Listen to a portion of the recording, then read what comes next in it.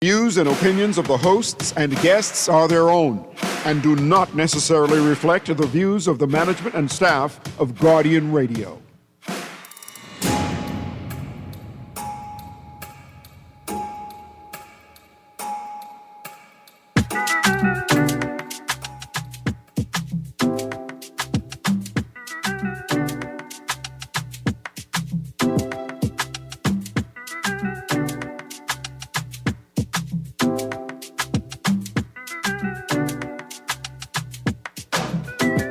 So a place to be. Park in my driveway, then I crack my door. Saw them all over the floor. I try to hold my head each day. I can only hope and pray. Life in shambles, counting no lampole. Can't eat nor sleep while I losing weight. Hey, girl, you never did care. No, how you can leave me here? Write me off, I break up beyond repair. In my heart as a whole. Good morning this morning and welcome back to Guardian Radio 96.9 FM. Your station for fresh news, smart talk all day. It is Tuesday, the 20th of January, 2026, and you are on the clock with Erin, Greene. We've got lots to talk about today. The numbers to call, 323-6232, 325-4316, 325-4259, 242-300-5720, toll free for Family Island listeners. And the text line is always powered by BTC, 422-GR96, 422-4796. We've got some housekeeping. Remind you of the Loyalist Charles Farquharson Will competition, open to junior and high school students across the archipelago. Also, on the clock is running a T-shirt and magazine recycling drive to arrange pick-up or drop-off details. You can send a text only to 432-1757, 432-1757. To my Hannah Hasty Tynes family, our January general meeting is approaching. Thursday, the 29th of January, 2026, 7 p.m., St. John's Auditorium. If you got one HHT cousin, remind them that it's meeting time. We're sharing the most recent details released about the 2026 Hannah Hasty Tynes family reunion. All right, so we're going to do a little update. So yesterday I said that I was certain our news had reported a traffic fatality on Tonique Williams Highway over the weekend. They did. They followed that up with an update. Here's the update. Victim alive. Police are investigating a traffic fatality. They were investigating a traffic fatality. The authorities informed the media that the individual has to this point survived said injury, right? And so they are in critical condition. However, unfortunately, there was another traffic fatality on the roads of New Providence this week. In fact, I think today is Tuesday, early in the hours of Monday morning, I'm sure. Here we go. 18-year-old girl killed in car crash on Prince Charles Drive. An 18-year-old woman became the country's 8th traffic fatality a year after she was killed in a car collision early yesterday morning. Police said they were alerted to the crash on Prince Charles Drive shortly after 1 a.m. Responding officers found a Suzuki Swift had collided with a wooden pole. 3 people were in the vehicle, the woman passenger and 2 men. The woman was unresponsive and was pronounced dead at the scene. Her relatives were too inconsolable to speak to the Tribune yesterday. The other 2 occupants were injured and taken to hospital where their condition remains unknown. Investigations are ongoing. So we have 6 unfortunate and unnecessary deaths for the new year. 6 deaths for the new year, just traffic fatalities. I want to turn to today's headline, OPM on defensive. About what, sir? Guardian stands by that story. The Office of the Prime Minister last night pushed back against a headline story in Monday's edition of the Nassau Guardian, which reported that the value-added tax cut on unprepared foods in grocery stores recently announced by Prime Minister Philip Davis will average out to $11 per month per household, based on the $15 million overall the government said the cut will amount to. But OPM provided no calculations of its own, despite claiming that the Guardian, quote, committed a miscalculation, close quotes, with an erroneous claim. The Guardian stands by the story published on the projected average benefit to households. The VAT cut from 5% to 0% will come into effect on April 1st. The government has touted it as a major move to ease the high cost of living many Bahamians face. I'm going to the Eyewitness News. News story this morning. Well, I posted either last night or this morning. I want to read the language from that statement specifically, right? So this is the Eyewitness News. Well, this is posted 12 hours ago.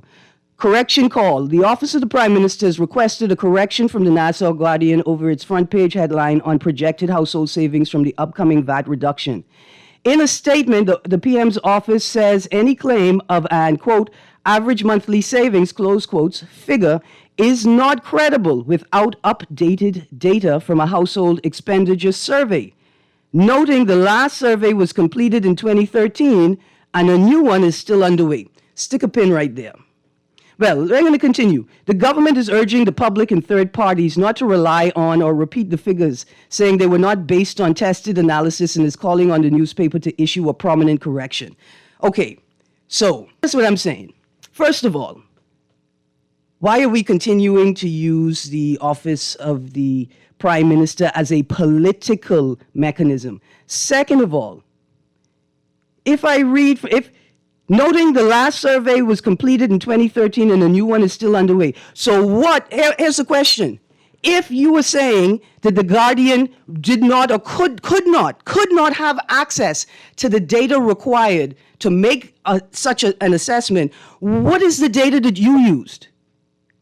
What data then did the government use to make the assessment if the new one is still underway?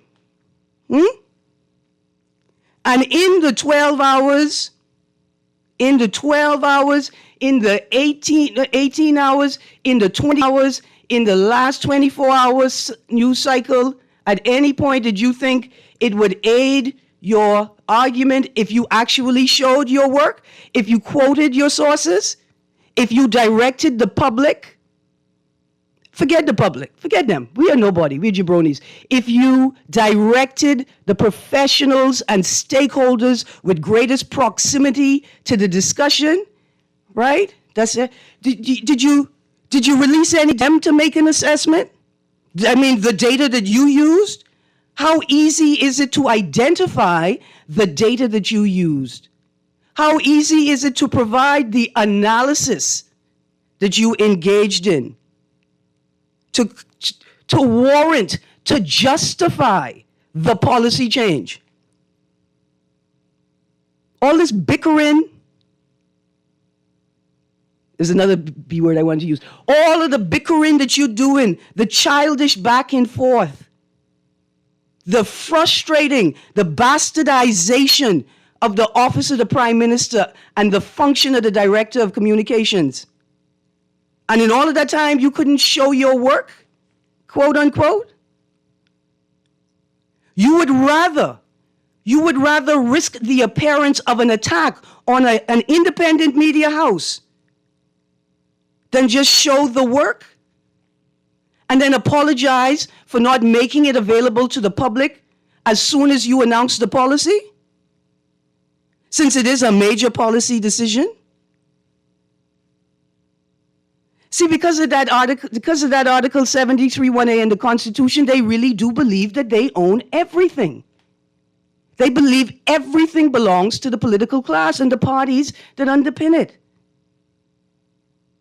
There's lots for the OPM to be on the defensive about. For instance, the number one issue you have before you, Prime Minister, is can you cause and compel your colleagues, the cabinet is equal among equals, your colleagues, those who you supervise, Bahamians generally, the private sector, tourists, migrants, foreigners, foreign direct investors, high-end fancy people who move in and out of here, but we don't even call their name. Can you cause and compel them to discipline themselves? Can you?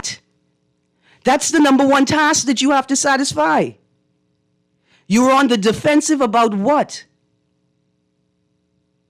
You're not on the defensive about the allegation that a police officer, in the conduct of a public exercise, was possibly found on film soliciting a bribe, allegedly. You're not concerned about that? Here's another story. So we're doing updates, right? RBDF officer identified as a suspect in armed robbery case. Yesterday, I made a statement indicating that I thought what was warranted was a response from the Ministry of National Security or the Royal Bahamas Police Force addressing the rumors that uniformed officers were involved in a string of, in concert or not in concert, criminal activity over the weekend. I was impressed with the speed of the response. It came, the press statement was going on while I was on air, so I couldn't read it. But here we go. RBDF officer identified as a suspect in armed robbery case. A member of the Royal Bahamas Defense Force is suspected of carrying out an armed robbery and shooting at a business on Carmichael Road on Friday. Authorities confirmed today. Royal Bahamas Defense Force Commodore Floyd Moxey said he was still being briefed on the details of the matter, but confirmed the suspect was on 2-month sick leave. Quote, police were alerted to an armed robbery which occurred in the area of Carmichael Road, close quotes. Assistant Commissioner of Police Anton Ramming told reporters, quote, the officers proceeded to that area. Once they got to that area, they determined that there was an armed robbery located at one of the local establishments. During that incident, we also received information that a female who was the victim in that armed robbery, she was shot in the leg. She was eventually taken to the hospital where she received medical care. Quote, shortly thereafter, the officers, while conducting their inquiries, they were alerted to persons in the area of Cowpen Road. While in that area, they were able to take into custody 2 individuals, one being the Defense Force officer that you were just briefed on, along with another young male. Those persons were taken into custody and are now being questioned by our investigators. Police have revealed that an out-of-service government-issue license plate was used on the getaway vehicle. See, here's what I mean. You, sir, can't even get the people to dispose of the license plates properly.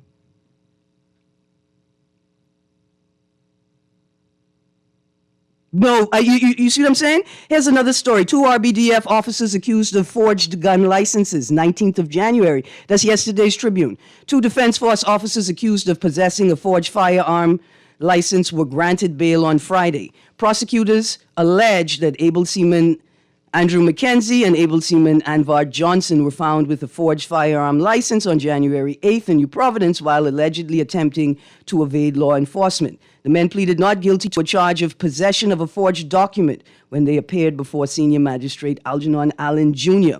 Bail was set at $5,000 for each accused, with 1 or 2 sureties required. The defendants are scheduled to return to court for trial on February 23rd. See, there's lots for you to be on the defensive about, sir. I have another follow-up from yesterday's discussion.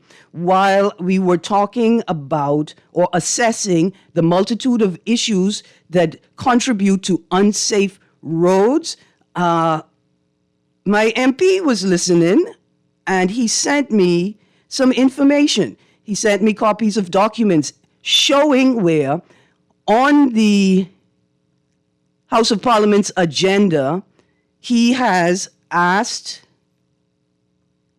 multiple questions to determine what is going on with the road. So here is one question. Can the Honorable Minister advise this Honorable House if there are any systems in place? And if so, what systems are in place to improve the correction time from the starting point of identifying a pothole or section of road in need of repair to the end time of actual completed repair? I'm not sure if he's received an answer to that. In fact, He has indicated that he has not. Here's another concern. Will the Honorable Minister confirm how many persons in the Ministry of Works have the responsibility to assess our roads on a regular basis, to report sections in need of pothole patchwork, including unpaved, utility lifted sections of our roads? Another important question, that one is, and here's another one. Can the Honorable Minister advise this Honorable House if there have been any road fatalities since 2023 that were caused by or contributed to by the poor state of our roads, including potholes and unpaved, utility lifted sections of road? So questions are being asked. Questions are being asked. I'm not sure if they're being answered. I'm not sure if those who are responsible for answering have the wherewithal, the capacity to construct the answer, if they know how. Right? One thing is certain.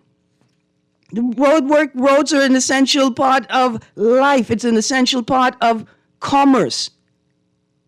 Nothing can be done properly unless you can project estimated times of movement and transportation. All of the financial projections that you make mean nothing without that, which takes us to another point. I'm just going to tell you all where we go in, and then we're going to get to the text line. I've got lots of texts. U.S. Ambassador makes case for renewed SpaceX rocket booster landings. Oh boy. Anyway, let's get to the text line. Here's the text. He doesn't have to provide any explanation. His little boys will believe whatever he says, no questions asked, and will henceforth defend his statement like the Holy Grail. As I say, be careful the labels you allow people to attach to you. Here's another text. This administration is lousy and incompetent. Removing VAT off food, especially those you met at 0%, is not an economic plan. The A&E, trauma and ambulance section, remained untouched for 5 years, but they care about the health of Bahamians. Thank you, texter. Here's another text.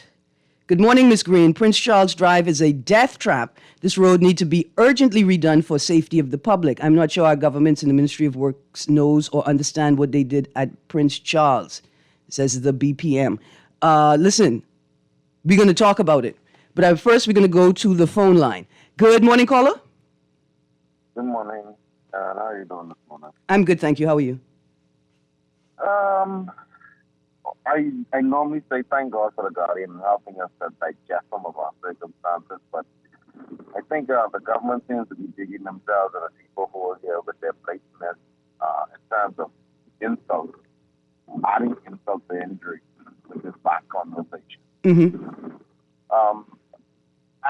From the communications director in the trade made the comments about persons being confused along with the Guardian. Mm-hmm. I started to wonder, is there any guard for the Bahamian intelligence, or that? Is there any thought that anybody outside of them, able-thinking people and sensible or has an education or can add 1 plus 1 and get 2, or divide 2 by 1 and get 2? Mm-hmm. Are they thinking that we are sensible enough to sit down and figure out stuff in terms of the blatant misinformation that they bring to the public, and then they go back in and figure out a way to rewrite the story and come back to the public? Like, this blatant disrespect and disregard for the Bahamian intelligence is becoming too much of a norm, and it's starting to become borderline disrespectful. To the point that I think that if they don't stop, something is going to happen to send a clear message to this government that you cannot continue to take the Bahamian people for fools, man. Yes, sir. Something has to be done. Yes, sir. Thank you for taking my call, Erin. Absolutely. And to go to the next caller. But the first call, you made me think of something. Good morning, caller. Good morning, Erin. How you doing? I'm good, thank you. How you do? I know, but you're wrong, right? Mm-hmm. But didn't Alquita say it was $11 a month? I'm not sure if Alquita I said. think he did. I can search it right now. I think he did. I guess they mad because they realized they make account. Only $2.75 a week you saving. Yeah. And then the question is, will you save it or will it actually go on something else? Exactly. Tell them stop joking, yeah? Yes, sir. All right, have a good day. Thank you, sir. There we go. I'm searching it right now. Nassau Guardian, here is the article from the 19th of January, $11 monthly VAT saving. I got it written out right here. But let's go to the phone line. Good morning, caller. And Erin, I'd like to add, since they had an injury, so insult to the injury. Yes, sir. It's less than $11 because it says based on the scientific study or based on the 2022 census on the amount of households. Our households have increased since then, possibly, most likely. So it's less than $11 if they really want to have a conversation. Yes, sir. The hell they take us for, man. Absolutely. Thank you, sir. It says the preliminary, we're reading from $11 monthly VAT savings. Let me get back. The preliminary 2022 census results indicated 1,118 2021 households in the Bahamas. Okay, when that $15 million is split among those households, that shows a savings of around $127 annually or $11 per month as a result of the VAT cut. See, we could solve this right away without any speculation. All we need is for the government to produce its data, its system of analysis, and its conclusions that drove this policy decision, especially since it's not just a major policy decision, but it's a policy decision that has international implications. Right? All those guys who just put on their jacket one morning and say they're international financial advisors, they assess things like this. So what's the rationale that you put in the envelope? Because you know at some point they're going to come and ask you for the rationale. See, that's why I want to go and talk about the SpaceX Herschel Walker story. But let's go to the phone line first. We got callers. Let's go. Good morning, caller. Good morning, Erin. Good morning. You know, that $11 sounds kind of correct, because the consumer isn't really going to big savings. But I think the language that is being used is in you're passing the wealth on to Bahamian, etc., because it isn't any wealth. If a can of cream costs $1.40 and you take off 5% of that, that's only a 7-cent saving. That's only a 7 cents. So if you go down there, the only people who really will benefit from this tremendously are people who buy in bulk or the supplier, distributors, retailers, etc. But the average household, and I think that's where the focus, who they ever did the research, directed their focus. You're not saving, you're only saving cents. So it cannot be you passing on the wealth to Bahamians, because the only Bahamians who will benefit from the wealth, if you're buying in bulk and you're spending $3,000 on grocery items, of course you'll get a good savings from that 5%. Mm-hmm. But other than that, I don't see it. It's really inflation that's really, we need to put focus on customs duty, these things like that. That's where you really get a good saving on imported items. But just going to the grocery store for a loaf of bread, $4, you take 5% of that. Where's the big saving? Yeah. How can it turn your life around? Yeah. It can't. I hear you. So I really believe it wasn't well thought out, and that needs to be revisited if you really want to impact on Bahamians. But then you could move it, giving Bahamians rebate off electricity.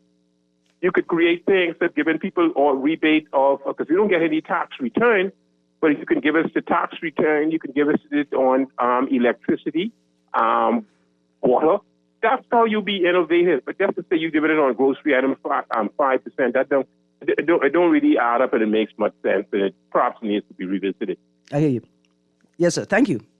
Thank you very much for your contribution. And people are thinking about it, right? And this is not a subject or discussion that's inaccessible by the average Bahamian, but it becomes more and more inaccessible if the data and information and policy rationale used to make decisions is not shared with the public. Let's go to the phone line and then Texas. We're going to get to your text in a moment. Good morning, caller. Good morning, Miss Greene. How you do? Good, thank you. How you do? Good, good. Listen to me. This $11 saving, is this per month, per year, per week? It would. How It's per month. per month. Yeah. Come on, Miss Greene, I go to the food store at least twice a month to do a little heavy shopping. Okay, I have a household of 4. I average about $2.20, $2.30 in the food store. Okay. Okay, a 5% saving on that for me.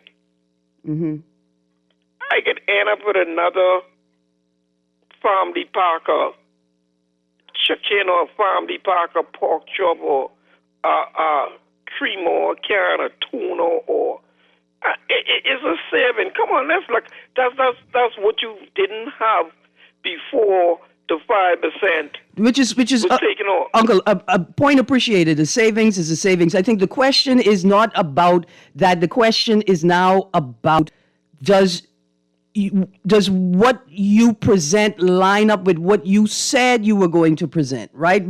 This is where we are now, right? Yes, Ms. Greene. That's where we are now. Of course, pennies, any penny saved is a penny saved. But Ms. Greene, yes, sir. This is now at 0% VAT. I mean, it has to be a saving. If it was at 2% and it now becomes 0%, that is still a saving. No, that's not the issue. The question is it the savings that it's being projected to be? But then here's a second line of inquiry, right? Here's a second line of inquiry from the stakeholders and the professionals who have greater proximity to the space, right? The question is will the reduction in VAT, this specific reduction in VAT, have a detrimental or a negative effect on your other fiscal policies, your ability to provide state agencies with resources? So you telling me here that the state is going to lose? So you're trying to say to me they cut the VAT on that, but they'll put it on something else? No, I'm saying that if they lose the revenue from that, right? Yeah. How will they guarantee that they will make up the revenue in other spaces? But Ms. Greene, I don't speak on behalf of the government, but I believe this was well planned out. Because don't forget, last year, April 1st, they cut it from 10 to 5. This year now they're cutting it from 5 to 0. So this has to be planned out. This is properly planned. This is planned out. I hear you. I appreciate your position. It's really planned out. I understand. I heard the Prime Minister wanted to take 0 VAT off of food. So two things. That is what he's doing. So this isn't something he's trying to do as a political ploy. This is something that he has planned. I'm not, doing Uncle, I'm not suggesting it's a political ploy, you know. I'm not suggesting it's a political ploy. Maybe not you. I'm thinking, people are feeling. Yeah, plenty of people talk plenty foolishness. Yeah, plenty. I think that it's incompetence, right? But there are others who may perceive it as weaponized incompetence. See, because here's my thing. I appreciate what you're saying. You laid out a timeline for me. And I got to go. I got some more text and things. I'll continue listening. Yes, sir. You laid out a timeline for me, so I appreciate what you're saying. As a casual observer, for your proximity, you perceive this to be a reasonably well thought out exercise. For me, if it were a reasonably or well thought out exercise, they would have had that data. They would have had the data and the policy rationale available for the public when they announced the policy shift. So for me, that's how I assess whether they were ready, right? But we can talk about the difference between incompetence and weaponized incompetence at another time. Maybe today, maybe not. Good morning, caller. Good morning, Madam Greene. How are you? And Happy New Year, I can tell you that. Happy New Year, Uncle. How you doing? I ain't raw with you yet for the New Year. And how is everybody in the dialysis space? Listen, anybody, we live in that rowing back in our old year. Good stuff. We ain't bringing no feces from the old year into this new year, no, ma'am. Because it's coming on. They trying with what they got. And obviously, everybody in the Bahamas know they ain't got nothing much. So we can work with a little bit what we got. Yeah. You know what I mean? But Julian, my brother, my beloved brother Julian, Palm Beach Street area, Angliston, motorboat. The first time he brought a motorboat in, get to a place was when I built the courtroom, copying after the Sox with his mama, like a boo-boo. Not Okay. long ago that was, right? Yes, sir. You he wasn't even born No. yet, or you was a little girl. You know what I mean? Yeah. But my brother Julian, everybody know of most of our political persuasions. So we'll come on the radio talk shows and we'll try to fit a square peg in a round hole. We know that ain't the way, Julian. I'll give you one story, then I can leave. Yes, sir. I'll give you the story of the grapes. When I shop, the only camera Charlie, camera list, and I go to the grape section, the fruit section, and I buy the little pack of grape, which costs $4-5. Erin, you know grapes I'm talking about, right? The little package of grapes, right? And while I shopping, I picking my grapes and I eating. That's comfort for me. Yeah. So after this administration first says, I think was last year or year before last, they can reduce something in the food store, the retailers start to kick up. Now, whatever meeting they had, ain't nobody making no noise. Not even this time, none of the retailers, right? So I go do my shopping after that. And all of a sudden, I notice, going for the same pack of grapes, Julian and Erin, I see the grapes cost $15. I see a whole lot. This ain't a pack of grapes I just had several months ago would cost $4 or $5. And the same pack of grapes, weight size, is 15. And then the 5% was reduced. So even although, Mr. Julian, you might think it's a statement, it is not. Because the merchants already, when the administrators say we can reduce, then up that price in a food store to accommodate that and they profit. Listen, thank you for that here, because it's like the merchant class say the savings are for us, not for them. Thank you. To be the merchant. Anyway, that's just what I be saying in my head when nobody listening. Thank you very much, caller. No problem. Thank you very, very much. It's a good point. That 5%, what does it mean when the product is moved from $5 to $15 relatively overnight? Okay, let's go straight to the text line. Good morning, Ms. Greene. The government really thrives on Bahamian short-term memory. They're now arguing with the Nassau Guardian over the $11 saving from the VAT cut. But how is it that 1 January 2025, when they announced the first reduction from 10 to 5%, they said they go $30 million in revenue, but now it's only $15 million, and they claim more items are included in the reduction? Crazy work. Some people call math.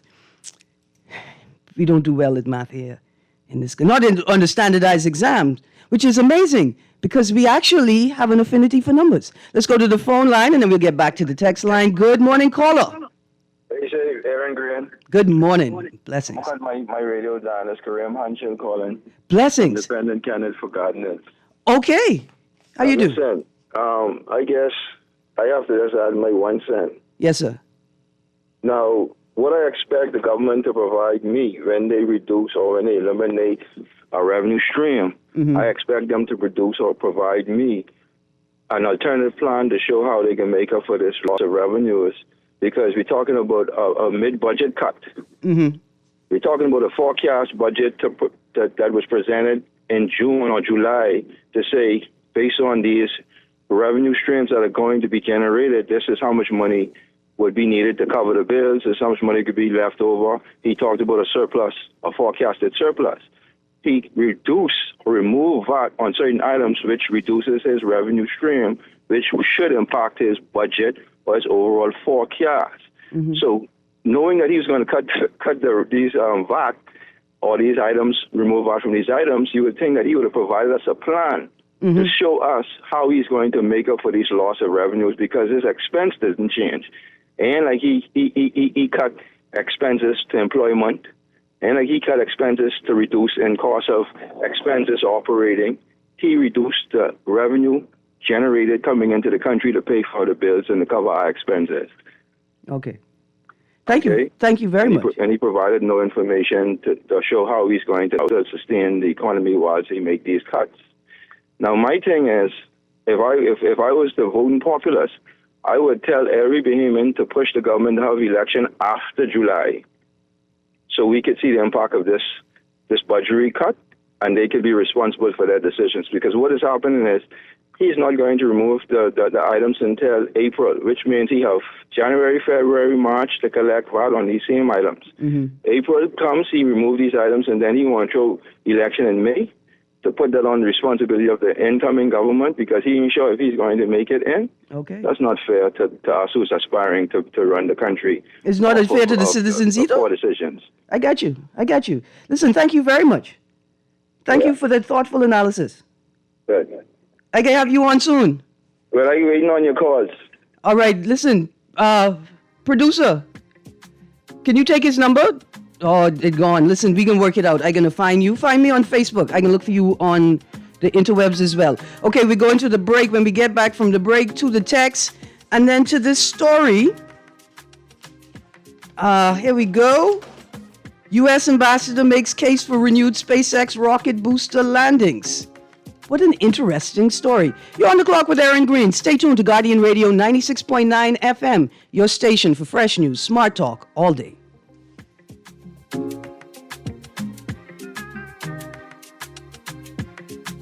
Beulah, gal, can you believe this? We are now the patrol queens of the neighborhood. We now large and in charge. So we need to check out what's going on in everybody's yard. What about that gun that we know that Junior and his homeboys just ran out? Can we report that too? Of course we can. But we could be in deep trouble if they find out. We need to report what we see, Beulah. When you call Crime Stoppers, they just answer your call in Miami. So then we can report everything? Guns, where they hiding the drugs, who shoot who part of which gang, or who disturbing the peace with the loud music and the motorcycles. Then our neighborhood will be the best in the Bahamas, and everybody gonna want to come live here. And then our house price will go up, gal. So what we waiting on? What's the number? If you see something, say something. Let us all pitch in and stop the crime before it's your time. Call 328-8477 from Nassau or 242-300-8477 from the Family Islands. Or text us through the Crack Crime Bahamas app.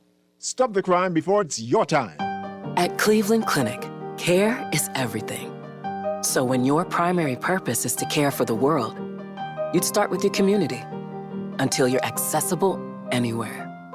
You make complexities your specialties and put compassion before anything else, all to redefine what's possible.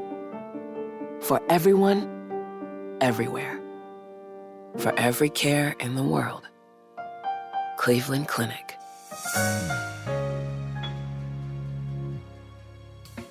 Struggling to find your financial rhythm? Make that move to Fidelity and let us help you orchestrate your financial goals into perfect harmony with free financial coaching sessions.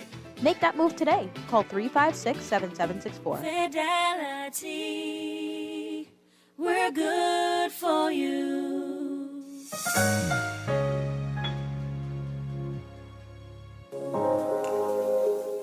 Love the show? Want to give your support? Become a sponsor today. Call 302-2300 for our rates and packages. That's 302-2300. Become a sponsor on Guardian Radio 96.9 FM. Fresh news, smart talk, all day.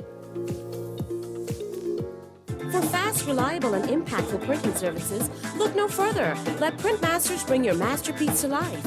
We stand by our quality products that is second to none. Our affordable pricing and friendly, efficient staff makes Printmasters the ultimate choice for all your printing needs. We can deliver any type of printing services, from banners to booklets to business cards. You name it, we can print it. Let Printmasters bring your masterpiece to life. Located in the Nassau Guardian Building, telephone 302-2361.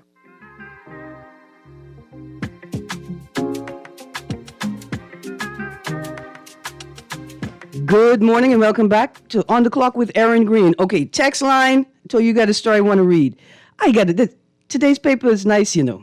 When I say it's plenty to read. Maybe tomorrow we're going to address Mitchell says PLP united amid jockeying for nominations. Register to vote before it's too late. Parliamentary commissioner urges residents to act before election is called. I don't know if we're going to have enough time to touch on those today, but there's lots of other stories. Like, how come Robert Karen just realized there may be a conflict of interest? Like, sir, you are running a weather system where you make forecasts and predictions and you look into the future, and you didn't know before that moment that this relationship may have represented at some point in time a conflict of interest? I'm just saying for people who are into the business of predicting weather, predicting things. All right, let's get to the text line. Here we go. Good morning, Erin. And my Grammy in Kemps Bay could understand the math with the $11. Imagine we speak in plain English with this man and we still can't comprehend. The Guardian has it right and the truth will prevail. I know one thing. I can't afford to be flying all over the place. There you go. See, what the Guardian did was it showed its work. It said, hey, this is the formula that we use to come to this conclusion. And I think it's not unreasonable for the government to support its argument with showing us the work. See, but then at one point, we're going to talk about weaponized incompetence as well. See, because that character shine, we need to explore this character shine a bit more, right? Because weaponized incompetence at the individual level is one thing. How do you weaponize incompetence collectively? Here we go. And caller coming to you right now. That caller is correct. The new PLP campaign slogan should be, quote, vote for us. We promise you 3 cans of tuna, close quotes. Let's go to the phone line. Good morning, caller. No, hey, Erin, I just calling back to give you my number. Oh, okay. I hang up kind of quick. All right, producer, please take. Oh, you want to give it to me on the air? Yeah, I give you on the air. Are you ready? 820-3356. Thank you very much. You've been advocating as a political candidate for over a decade now. I'm impressed by your analysis. I wonder if other independent candidates are bringing that much to the table. Thank you very much, eh? I'm going to reach out to you. Man. Absolutely. All right, here we go. Text, LOL, I like that one in weaponized incompetence. What about weaponized dementia? See, that's the part of when people play like they forget. Like, you know how parents play like they forget they're supposed to owe you money. The laws of nature. Let's go to the phone line. Good morning, caller. Sorry, this must be double day because I had silver boy. But about 30 seconds. Mm-hmm. Let me show you what fools these politicians think the Bahamian people are. But the problem is they dumb us down because we don't think. We don't think out the box. Mm-hmm. When I came out of school, way back when, I got a job with one of the most popular fast food restaurants that had come into the country back then. I worked hard and I got into a little supervisory level. And you know, they talking about minimum. What the minimum wage is today, Miss Greene? I don't know. Like 260, right? Yeah, $260 a week, I think. Yeah. $260 a week. They talking about they doing us a favor up in the minimum wage. You know what I used to make 40 years ago as a man working in one of the fast food restaurants? $268. Yeah. Yeah. So does that mean they carry us anywhere? In a cycle. Exactly. 40 years ago, we had no minimum wage. That's $240 working in one of the fast food, and now you talk about we bring the wage to $260. Uncle, no more MPs from Curran Island or Curran. None from Naughty Lutra. We just moving in cycles. I did. Well, no, I lie. That's where we have to get them from. They're the only people who know how to navigate out the current. But see, what they playing on, though, Miss Greene, and nation, because the people would call in these talk shows today talking all this nonsense. They just born yesterday. So they don't have the history of what was happening yesterday. That's why I say minimum wage. We ain't going nowhere. We going backwards. Yes, sir. I was making $8 a week. Mm-hmm. I got you. Good. I got you. Absolutely. Right. Thank you. Context, right? You need context. That's why the Senate should be filled with senior statesmen and women who add experiential knowledge to the process of debating and interrogating legislation. That's why you don't put neophytes, new people, in the Senate. The Senate, if the Senate is a training ground, then what is it a training ground for? If you only put in neophytes and people who couldn't win their seat in the Senate. Anyway, let me get back to the text line. It says, Unc is Erin, Uncle is rich and don't understand that Bahamians will never ever be able to have anything with $110 a year savings. Everything went up. $10 can only buy one bread and sausage. Unc is a closet simp for the PLP, calling every radio station. No, man, y'all don't say that. He's not a closet. First of all, the Don't use the word simp. Second of all, he ain't closet anything. He very proudly and openly says who he supports about him is he brings a degree of experience from in the working space where other people don't talk. Second of all, he declares his location in the conversation. But yes, no VAT and price control prices are high and rising higher. By the way, with these shops getting these items, I'd say some of the produce is old. Well, listen, what we're looking at there is a much broader global supply chain issue, right? That's a massive, massive undertaking to interrogate. Ms. Greene, is it impossible for a household to save only $11 a month? A person spending $100 per week will save $5. 5 times 4 is $20 savings a month. Example, we need to urgently police the greedy food store owners who are raising prices on the reduced VAT items. Okay, let's take the word greedy out and let's say this. Is it time to implement regulations to ensure that the intended to be delivered is actually realized by shoppers and consumers? Right? Is it time for more regulations in the economic space? Can't call people greedy for doing what, maybe you can. Anyway, but we're not calling them greedy today. Ms. Greene, tell Ambassador, let's cut a deal. Space booster land and our citizens get the right to work and live in the U.S. See, Texter, now you're talking. Now you're talking. You want to negotiate with access to this pristine state? You have to negotiate because you can't change geography, right? You can't change the rules of physics. You have to negotiate. And considering we are in the midst of a climate crisis that can only be being exacerbated by said activity, surely this deal is already on the table, right? That the migration rules for Bahamians will change because what it is you're doing is actively exacerbating our demise. Well, we won't know that until the EIA comes back, will we? Here's another text. Good morning, Erin. No package of grapes in any food store in the Bahamas has been $4 to $5 in years. Clearly, your caller sends his wife to the food store and has not gone himself in years to the food store. I go almost every day and have been 9 to 14 per pack of bags for years. He's talking about years ago. I remember them times. You all remember when you could get 10 grapefruit for $1? And then I realized it possible. Anyway, math. The pack of strawberries, what they sell to the food store, the name of it begins, they come from Mexico, they don't last long. Because they came from Mexico. This is nothing nefarious here. Let's talk about it. There's nothing nefarious here. The strawberries come all the way from Mexico. It's a very delicate crop. It's not going to last very long. That's why people who love strawberries should invest in growing strawberries locally. That's it. That's it. They come all the way from Mexico. Good morning. And was Mr. Karen blindfolded and dancing into the wrong music or rhythm and he realized he couldn't run in Michael? He simply needed to hold his face and check the man in the mirror. He got out free. Well, technically, if a conflict of interest arises, he can't run anywhere.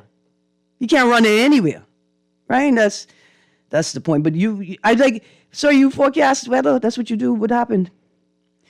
Here's another text. They have no data. Election is round the corner. Simple. Here's another text. Honestly, can't believe people are mad about no VAT on food. Literally baffled. I agree with you, texter. They're not mad about no VAT on food. They're mad that the government would suggest to us that that's the only thing to look at. Be happy there's no VAT on food. But there are consumers and there are professional stakeholders who understand that there may be implications beyond no VAT on food. And without understanding what the government's rationale is, there's no way to determine the likelihood that this policy shift could actually be detrimental as opposed to positive. All right, there's another text. Erin, I understand that some Chickanis wanted to open a gentleman's club. Not my Chickanis, they decent, which is illegal, by the way, some time ago, but were unable to do so since those businesses are allegedly owned and operated by well-connected senior law enforcement Chickanis. So the slur and casting of aspersions against Chickanis. So the alleged officers charged with crimes in the last few days is not surprising. See, cabaret is not illegal, I don't think. I don't go to them things. I don't know. Let's go to the phone line quickly. Good morning, caller. You got 30 seconds. Hey, how you doing? I think you're being unreasonable. You're expecting the people to think with their brain and not their belly, because that's how the people think with their belly. It's what I can get right now. They're not thinking long term about the impact, and the politicians know that. Mm-hmm. Yeah, but I appreciate you. I appreciate the contribution. It's a conditioning. Like people have been conditioned. They don't realize what's happening, but most people are suffering financial crisis. You know the story about the frog in the pot and they didn't realize that the water was hot? I like that story, especially when I'm not in the pot reading it. Okay, so let me see a couple more texts. I want to get everybody's texts in. I had missed some over the last few days. Here we go. Well, Uncle needs to stop saying $11 is a savings. Meanwhile, foreigners who make $1 a day can pay $5,000 to $8,000. Texter, you conflating far too many things. At the end of the day, $11 is a savings. You can't deny that. The question is, does it have material value? Pun intended. The policy was designed to keep us Bahamian slaves. You forgot we still on a plantation. Those Spanish Wells people just gave us a rude reminder. You remember the movie Brigadoon? They stuck in the past. Here's a text. If it's a problem for the owner of the Tribune conflict of interest, isn't it a problem or conflict of interest for the owner of the web? I'm sorry. I was thinking about when that article came out that said if you paid politicians more, maybe you would get better governance. I can't stop thinking about that article. Okay, we've got a minute and a half left. U.S. ambassador makes case for renewed SpaceX rocket booster landing. U.S. ambassador to the Bahamas, Walker, made a case yesterday, so this story was Friday of last week, for renewed SpaceX Falcon 9 rocket booster landings, explaining that space tourism opens up a $1 billion market for this country. No, it does not. We don't build spaceships. Do people, we had tourism before you all started launching spaceships. We had the sky and we had outside and no electricity and nothing to do at night. And all we used to do is go outside and look up at the stars before SpaceX. Do we need... He said, resuming... Oh, wait. Walker made... This is the part here. Walker made the remarks during the Bahamas Business Outlook at the Bahamas... Full stop. That's it, right? That's what I wanted to read out loud. He said, resuming Falcon 9 rocket booster landings will put the Bahamas at the forefront of space economics. Do I expect to be entertained by somebody whose career was in entertainment? Yes. Quote, if SpaceX can resume its Falcon 9 takeoffs and landings in the Exuma Sound, the opportunity can put the Bahamas on the world stage as leaders in the future of space economics. An opportunity that's estimated at over $1 billion, close quote, said Walker. See, here's why I'm not feeling that too much. Because our location, see, the special thing that we have is our geographic location. That's what makes us valuable. They cannot do anything without us because the thing have to pass over us, right? Good, great. That's where our value comes. But we're talking to an esteemed gentleman who has suggested that he, as the leader of the free world, should have total economic and political control over the Western Hemisphere. Yeah? So exactly what is this future of space economics that we are at the forefront of? Anyway, just as we go, providing Bahamian schools with Starlink internet was part of the deal struck between the government and SpaceX to have rocket booster landings in the Bahamas. I want you all to know something, that in all of the articles that we read about the booster landings, I don't think it said anything about, it said $1 million to UB, it said a museum and exhibitions. But you know what talked about Starlink and providing Bahamian schools with internet? In 2019. I'm going to pull those articles back up. Y'all knew about SpaceX all the way back then and didn't tell us anything? You didn't beef up the Department of Environmental Protection and Planning so that they could actually provide the function that is necessary? Anyway, you see how Shine got a Macoby? I got a common sense Macoby. I get to go wake my brain. Sorry, text, I'm all out of time. A producer. Stressing him out. His text to say, sending Aisha to space is enough. Anyway, KB done been to space. KB done tell you he's seen the clothesline and the little roaches on the moon. What we need SpaceX for? You guys stay tuned because Guardian Radio AM with C.A. Nuri is up next and it's going to be exciting. Have a great day. Girl, you never did care. How you can leave me here? Write me off, I swear. Break up beyond repair. This is Guardian Radio 96.9 FM, streaming on GuardianTalkRadio.com and the Guardian Radio app, Nassau, Bahamas.